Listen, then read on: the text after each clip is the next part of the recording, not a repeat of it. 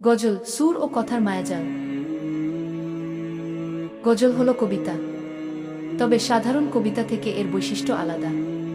এটি মূলত আরবি ও ফার্সি ভাষার কবিতা, যা পরবর্তীতে ভারতীয় উপমহাদেশে জনপ্রিয়তা লাভ করে। গজলের প্রধান আকর্ষণ এর সুর ও কথার মেলবন্ধন। গজলের প্রতিটি পংক্তি একটি বিশেষ ছন্দে বাঁধা থাকে। এই ছন্দ এবং সুরের মাধুর্য শ্রোতাদের মন জয় করে নেয়। গজলের বিষয়বস্তু প্রেম, বিরহ, আধ্যাত্মিকতা এবং জীবনের নানা অনুভূতি। গজলের প্রথম স্তবককে মতলা বলা হয়।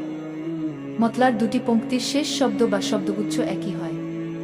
এরপর আসে কাফিয়া, যেখানে প্রতিটি পংক্তির শেষে একটি নির্দিষ্ট শব্দ বা শব্দগুচ্ছ পুনরাবৃত্তি হয়। গজলের শেষ স্তবকে সাধারণত কবির নাম বা ছদ্মনাম উল্লেখ থাকে, একে মক্তা বলা হয়। এই গঠন গজলের সৌন্দর্য বৃদ্ধি করে। গজল শুধু একটি সঙ্গীত ধারা নয়, এটি একটি সংস্কৃতি। ভারতীয় উপমহাদেশে গজলের গভীর প্রভাব রয়েছে। বহু শিল্পী তাদের প্রতিভার মাধ্যমে গজলকে জনপ্রিয় করেছেন। আজও গজল সঙ্গীতপ্রেমীদের মাঝে সমানভাবে আদিত। এর সুর ও কথার মায়াজাল আজও শ্রোতাদের মুগ্ধ করে। গজল আমাদের